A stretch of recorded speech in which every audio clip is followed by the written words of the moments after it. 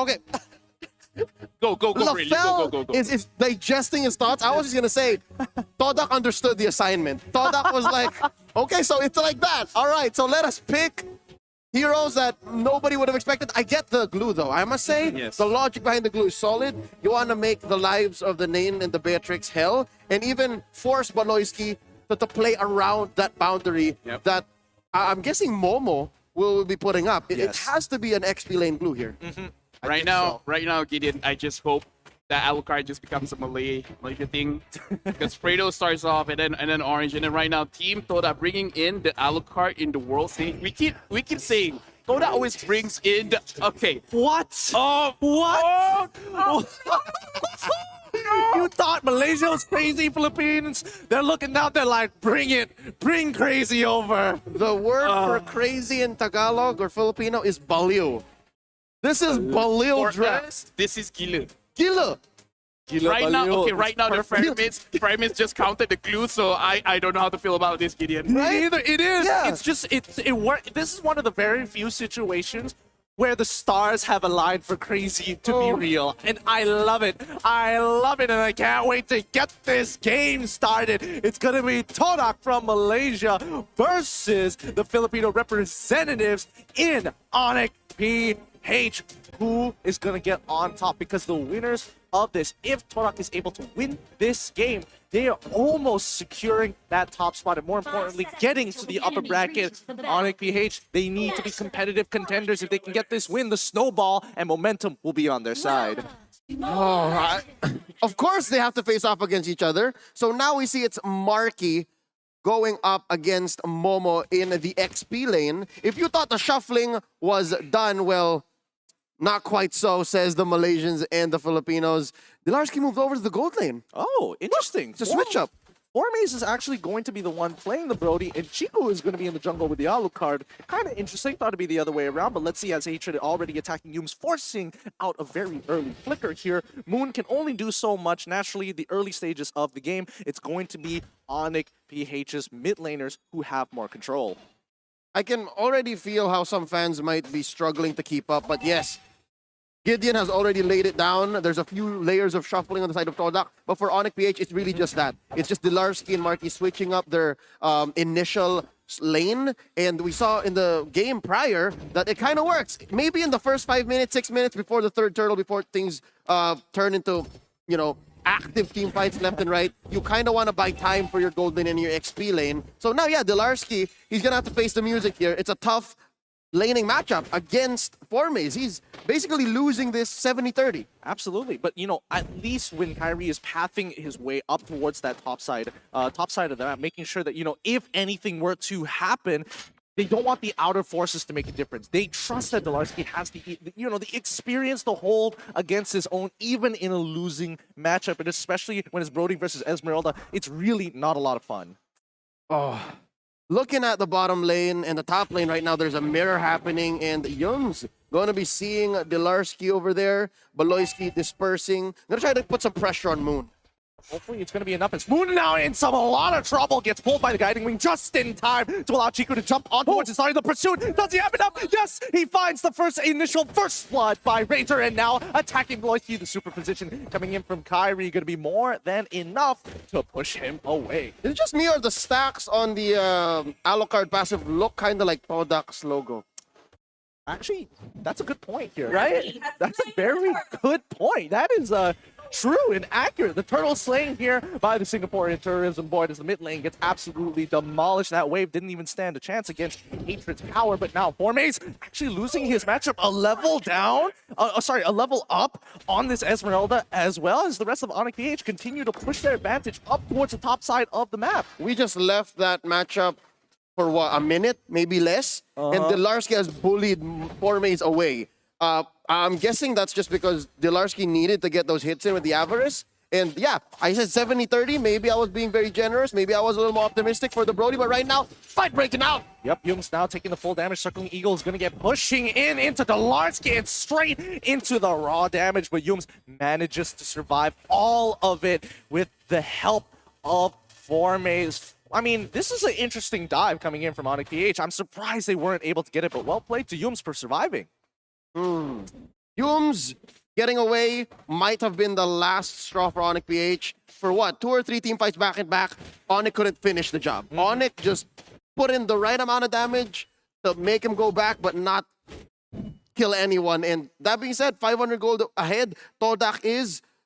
I'm feeling that Chico guys might actually start invading here. He might, with the help of Momo, and even look, they're about to collapse. They're sandwiching the trio from Onic Philippines in mid. They're trying to bait something out here, and Chiku realizes that as long as their supports open up the map, it's going to be a little difficult here, but Circling Eagle going to get on top of Loiski here. Kyrie having a fun time. He doesn't mind. He's just going to drop down the entropy. His hatred finds the Beerus passion. He flickers forward to trade the kill, and Chiku guys takes him out, but just a little too slow. It's a 2-for-1 trade. Now Loiski quickly flickers on out of there. Alucard unable to get the second part of his ult out.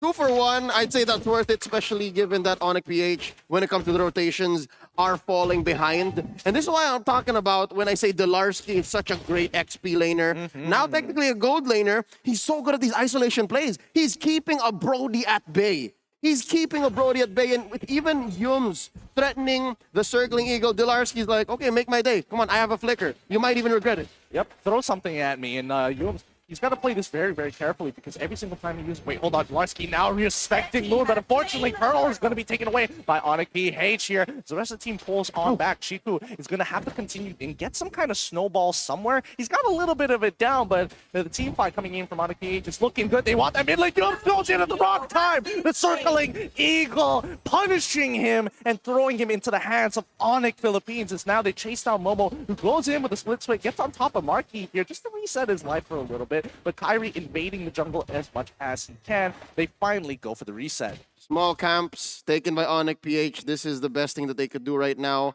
especially since they've equaled the kill count, maybe even got one up, and slowly building up this advantage. Now Baloyski facing off against Chiku Guy. I gotta say, love the mechanics on Chiku Guy early on. He used the tail end of the ult, and Momo goes down. So does the turret. He's gonna try to look for a small camp as well. Try to bait out a face check from Kyrie. Yeah, but you can see Kyrie, he's got the whole posse with him, and yes, the super position reveals Chiku Guys' position, and quickly with the guiding win, they had an escape plan ready, and it works out. And as you mentioned, Delarski still having a pretty fun time with Formains on that top side, completely isolating him from the situation, because now he's way too tanky, and even dropping the falling star moon, he's winning out this trade very heavily, but Formains, he trades back as quickly as he can. He gets to regenerate as the rest of Todak as well as Onic continue to pass towards topside.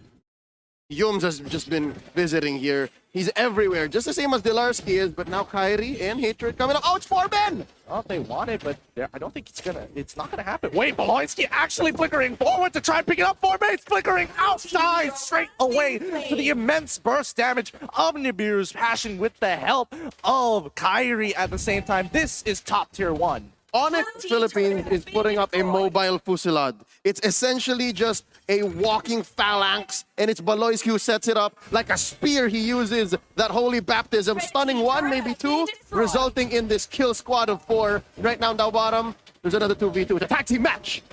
Yep, they're going to find Farmus straight away. Chiku doesn't really want to continue this fight. Farmus has already dropped his ult. Any other spells being wasted on him really doesn't matter, but you can see that Onic is having a great time. They even get another turtle for themselves. That's going to be 2-1 turtles in favor of Onic Philippines.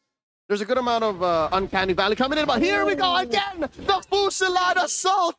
It's going to be Baloyski with that surprise holy baptism, putting it in for Onic PH one more time, 3-6. I was about to say, I'm liking how the lane swap has gone for Onic Philippines, because look, now Delarski can go down, and it's a much safer lane. Todak is forced to keep Forme safe. He just did not have a great early game.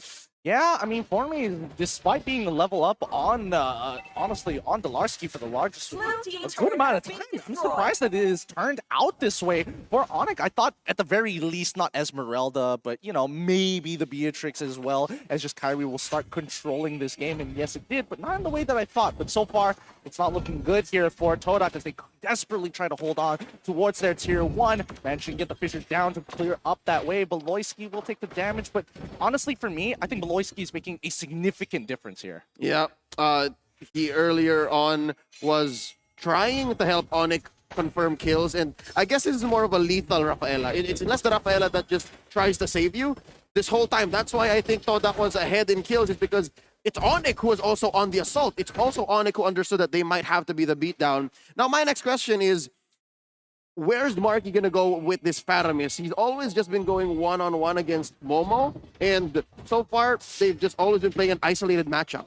Yeah, I think it's about scaling, possibly. What do you think, LaFell? Okay, so here's the problem with Team Todak. They should have gotten more kills earlier in the game because we can see that the damage from Chiku is very strong. Alucard is a very strong early game hero, but right now engaged on to Team Todak. Formace, he gets hit by the Holy Baptism, but luckily takes a guiding win. This means that if your one is going down, you'll force the flicker on out of there. Onic PH continue to exert pressure and control over the map. Yeah, and just as I was saying, Team Todak, they do have scaling heroes. They do have the Brody as well as the Lunox, but they really should respect the Beatrix as well as the Nathan. They skill even better. So if they had a better engaged hero, maybe swap something out with the Matilda, like something like a Cho or something. But right now, Marky is getting attacked. Yep, they just have to farm him as much as they can because he is going to be the weak link because he is directly designed for team fights and to counter glue for a large majority of this game. Yep, and I'm looking at Chico Guy. I'm wondering if he understood what his actual role is. Earlier on, I agree with LaFell. They should have made more of that opening. They should have made more of the fact that Chico Guy can bait out these team fights wherein Onic thought that they could win, but right now, obviously, that's not the case. Look at this. Chico Guy is out of position. He's so deep in that they couldn't even contest for Lord. Yeah, I think at this point of time, you have to understand that... Wait, hold on. He's going straight on to Marky once again. Is he going to secure the kill? Yes, he does. And he's going to get out with the help of Yunus' guiding wins. But down on towards the mid side, towards that tribe rush, we're seeing that Marky is getting held hostage here. As Moon wants to get out. Brilliance is already popped in there. Just going to run him down. Beloyski doesn't want to continue any further. Calls the team to pull back, focus on what's important. We got Lord, we don't have to force the situation. Because of that whole pull by Todak deeper into their jungle, a turret was taken down up top. I think that's a small Requiem, a small Recluse for Todak. Like, that's a lane push for free. Another one down bottom too, but yeah, this is a huge push by Onic up top. Yep, they have to try their best here. I don't think they're going to force. Here comes the falling Star Moon coming in from Blarski. Momo tries to get in the middle. Nibiru's passion has been baited out and split. You can see even the tiny little bit of glue is not enough. Delarski, whoa, that's a lot of damage coming in from both Chiku guys as well as Moon. We're seeing the scaling starting to come into effect here for Todak. I'm slightly frustrated with Momo. I think he should be diving Nathan and Beatrix, but he just couldn't find it. I don't blame him. It's just the way Onyx PH is playing. Beloyski's not giving him a chance. And again, Chico Guy is isolating Marky, finding him the weak link. But just the same, I think he's still playing his role. Yeah, I mean, that's the idea. Keep him distracted. Whoa, that damn Moon nearly exploding under the damage coming in from a Farmist. I wasn't ready for that one. That kind of, whew, that shook me to my core. It's not going to be easy as Larski and Beloyski. Oh, they find it. Two ults already being used, Falling Star Moon as well as the Holy Baptism. But this is Yunus we're talking about. He's building full tank. He can eat it now. Yeah, right now what we can see that Team Todak is doing, they're actually separating their own team, trying to play the side lanes, trying to slow down the game a little bit more because they want to take something from the Onic ID way of beating Onic Philippines. Wait it out. They will eventually make a mistake around Lord and try to capitalize on that. Oh, that's what we're talking about. Beloyski now getting attacked, falling in straight into the Beer's passion, but no important members getting caught in the fire against it. Hatred. I mean, he's doing a really good job here overall with these Nibiru's passions, but so far, what do you think, Leo? Can Onic PH, what they should be looking for as Chiku now can't seem to get out of this situation. He's so deep into enemy lines and a great superposition coming in from Kyrie to ensure that Chiku is going to be slain. That's one way of doing it. Chico guys got away with the whole, okay, I'll bait you out, surprise my old son. That's why he's gone 5-0 and X so far. But this one time that Onic just collapsed on him, he got punished. And that's a lot of gold, honestly. You shut down someone with 5 kills straight, that's a lot of gold. So that's explaining this 5k gold being spilled by Onic despite going 7-7. And Delarcy's gonna catch Circling Eagle. Circling Eagle's already used the same goals for the Darkening coming in. Split fast. Coming in from Momo. They realized that after the position from Delarski flickering out of that was done, they couldn't get back on top of him. Onic PH, the name of the game for them right now is lane management. They just need to keep this in check. And just like the way that I'd say Cade drafted their victory against Onic. They had good coverage. Now they have much better coverage. I like how LaFell referenced how Onic ID defeated Onic PH earlier. That's what they did, but now I think it's on Onic PH's side, actually. There's 2 marksmen there. We're kind of allowed 2 marksmen, and it's so much easier to force out these long fights, especially with Rafaela. Yeah, I mean, just look at the positions that they're playing from. Mid is getting pushed out. We have Formace down on bot side clearing up those waves. We're seeing that, Todak, they cannot look to always hard face check this because there's such pressure coming in from each side. They want to play for this Luminous Lord, and I think it's going to be a make it or break it for either one of these teams. 39, oh, Holy Baptism on towards Yum's side, forcing him back. That's 2 ultimates down. This might be an opportunity for Todak, but no, they're going to completely give up this Luminous Lord. That was honestly faster than I expected. Did not notice that Onic PH was clearly present in bottom lane. That 2-man fusillade attempt was just enough to make Todak think that Onic PH was going to commit, and then poof, right from underneath their noses, Luminous Lord. Yeah, it's still pretty shocking here, but LaFell, now that before Lord gets anywhere close towards Todak's space, what can they do to turn this around? Right now, Moon has to step up. He can clear the lane very, very well. Same with Formace on his Brody. Right now, we're at 40 minutes. This is their time to shine, but we do have to see how Momo or Yums will try to set things up. I want to see more from Moon and more from Formace, and actually Chiku just waiting to get at least the Beatrix, and then they should be able to defend this. Bennett's Rage already being used, as they're looking to try and open up another inhibitor here. They clear up the waves relatively nicely. They still have bottom side and top side pushing in, but it's one lane not to worry about here. But look at the damage coming in from Onic. They should be able to shred it relatively fast. They're not getting too much so far, and TQRS being purchased by Kyrie is now looking to try and catch on Chiku, guys. The Holy Baptism does not connect. Marky maybe in a little bit of trouble. He goes down to 4 mains, and now the initiation has begun. Yums trying to get in towards that backline, gets on top of Delarski, but it doesn't really matter. This Chiku, guys, hops on towards the wrong targets here. He cannot kill that backline. Moon, unfortunately, cannot get deep enough. Flickers away, giving up that position to Onic PH to start walking in towards the base. Momo has to do his best. He was already in the split quickly at the last second, gets onto Delarski, pushes him out, and now Moon with the targeting. Take out the rest. Hatred is down. Beloyski walks away, but Delarski does not care. Is disrespecting the enemies, knowing that they cannot deal with how tanky he absolutely is, as Momo trying his best to hold on with anything. Yums will be able to come back up, but he cannot clear that wave. This should be it here, and they know it. Yums can only do his very best, and Onic PH will savor these last couple of seconds.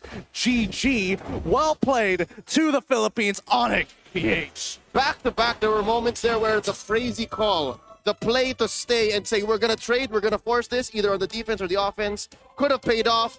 But in this case, Onic Philippines were all the more aware of what cards they were able to play and how much of a threat they were in that situation, which led to their victory. Right now, I would say, unfortunately,